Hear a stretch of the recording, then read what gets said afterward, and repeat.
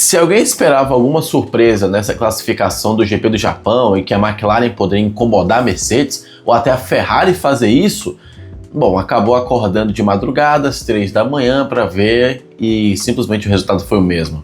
Kimi Antonelli repetiu a pole position que ele marcou na China, no outro país asiático, e vai largar na frente de George Russell mais uma vez. Como vocês já viram na thumbnail também, tivemos alguns probleminhas e algumas surpresas um pouquinho mais atrás. Enquanto McLaren e Ferrari brigavam pelas segunda e terceira filas, Max Verstappen acabou sendo eliminado no Q2. E dessa vez não foi porque rodou, não foi porque bateu, mas sim por falta de ritmo dele com o carro. De acordo com o Max, o problema mesmo é de equilíbrio.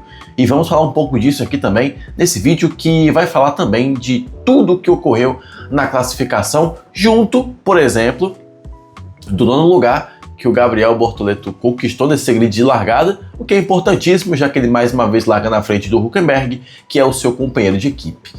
Senhoras e senhores, bem-vindos a mais um vídeo. Eu sou o Fernando, falo de Fórmula aqui com vocês, e tivemos uma classificação do GP do Japão que prometia muito com as mudanças que a FIA implementou acerca da unidade de potência, na verdade, acerca da recuperação de energia dos seus carros, porém, digamos que o resultado foi o mesmo e não mudou muita coisa do que a gente estava acostumado. Deu só uma diminuidinha ali no super clipping, mas não teve nenhuma emoção a mais do que a gente viu nas últimas classificações da Austrália e na China.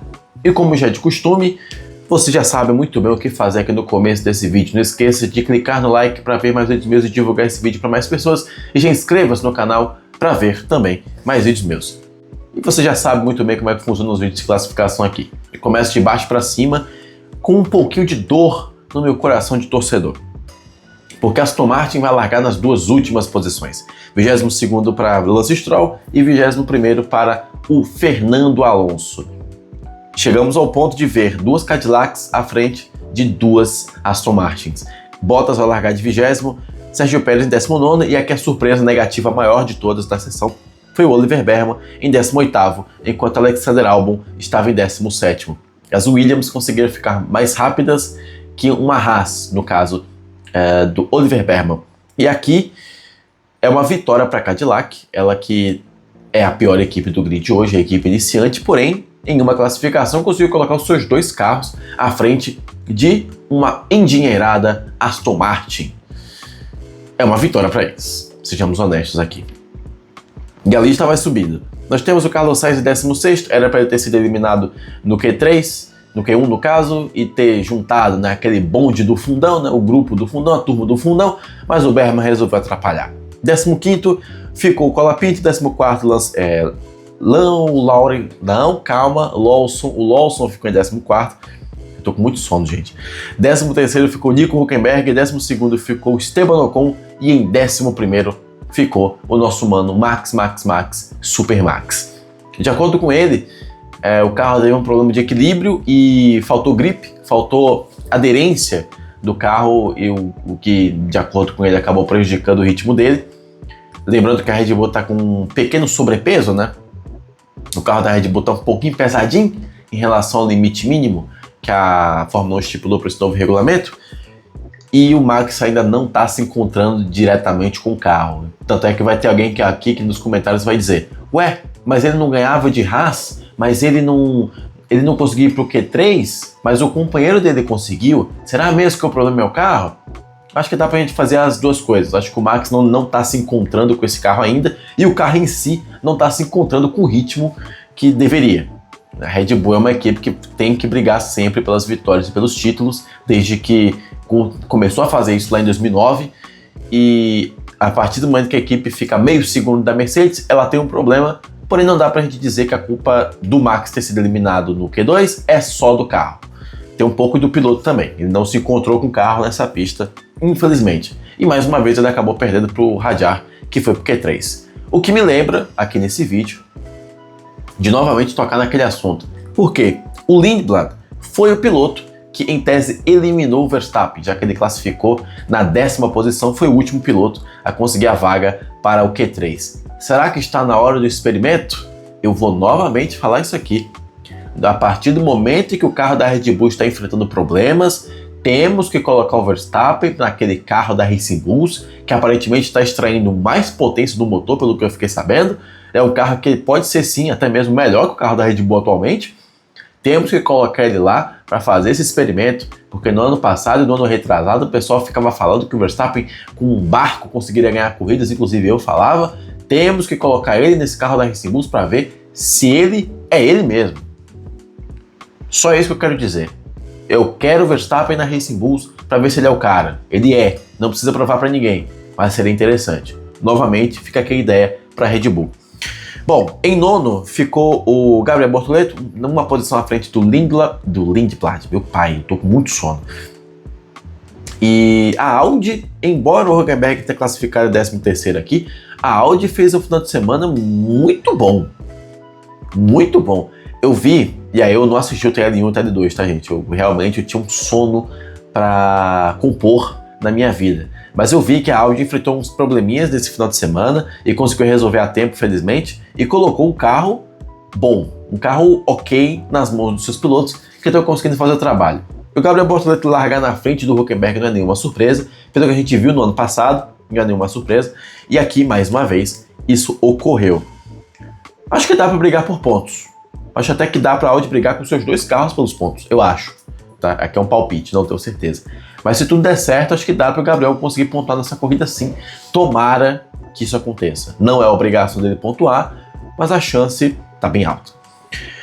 O Hadjar classificou em oitavo, mais uma vez à frente do Verstappen. Na verdade, essa foi a primeira vez que ele classificou à frente do Verstappen em ritmo de verdade, porque na outra o Verstappen acabou rodando sozinho lá do Q1.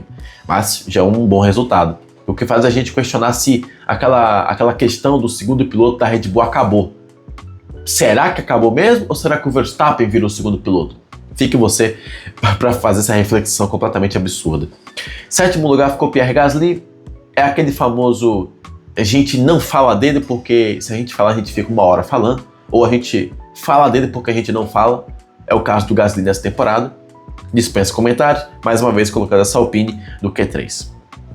E aí os seus primeiros acabou ficando com Lewis Hamilton em sexto, Norris em quinto, Leclerc em quarto e Oscar Piastri em terceiro. O retorno do Piastri que ainda não fez uma volta numa corrida principal nessa temporada. Será que vai ser dessa vez? Será que a McLaren está começando a acordar? Será que a McLaren está entendendo o próprio carro e entendendo o próprio motor? Bom, temos uma melhora aqui, porque a distância do Piastri para o Russell, que foi o segundo colocado, tá ali em volta de, acho que não é nem um décimo, porque o Russell marcou 1:29.076, enquanto o Piastri marcou 1:29.132. Vou fazer um cálculo aqui, deve estar mais ou menos ali uns 5 décimos, 5 décimos não, 5 centésimos. Tem algo aqui, espero não ter errado a casa decimal. E bom, a Ferrari, a gente imagina que a Ferrari vai disparar lá na frente na largada e vai perder o ritmo logo depois, como sempre. Segundo lugar, George Russell, primeiro para Kimi Antonelli. Mais uma vez, o pole position é o italiano, pela segunda vez nessa temporada, na terceira corrida. Meu pai, que sono! Ele conseguiu mais uma vez largar na primeira posição e eu ainda não o coloco como favorito dessa corrida porque depende de muita coisa na largada. A Mercedes é a favorita, com toda certeza, mas o piloto favorito? Eu vou deixar para apontar o favorito na penúltima volta, porque aí faz sentido. Mas bem, o que eu estou esperando dessa corrida? Se a minha opinião serve para vocês. Eu não estou esperando muita coisa. É o GP do Japão, a pista travada, difícil de ultrapassar, a gente sabe muito bem. Tem um novo regulamento aí que fornece mais ultrapassagens, mas eu não estou esperando muita coisa. Qualquer coisa que vier dessa corrida para mim vai ser lucro. Porque das últimas corridas que tivemos lá nos últimos anos, eu não vi muita coisa lá não. Dito isso, nós temos alguns personagens aqui a ficar de olho.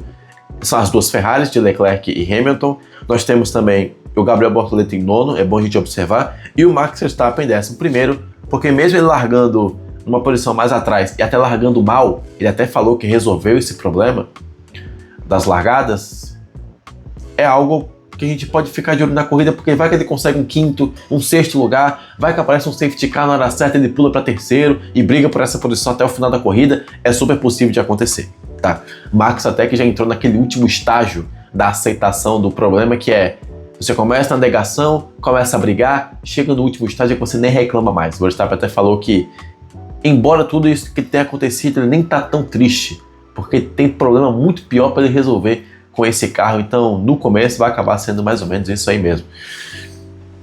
Mas bem, a favorita continua sendo a Mercedes. McLaren e Ferrari vão brigar pelo pódio, eu imagino, a menos que algo me surpreenda. A menos que o ritmo da McLaren seja muito bom. Vamos descobrir na corrida. Eu vou estar no Que Pode É Esse, tá? Assistindo a corrida com vocês. Logo depois de tirar pelo menos umas 8 horinhas de sono, logo depois da gravação desse vídeo. Quero saber suas opiniões. Comente aqui embaixo. Se gostou desse vídeo, não esqueça de clicar no like e de se inscrever no canal para ver mais vídeos meus, tá? Te vejo no próximo, depois de uma boa dormida. Até mais.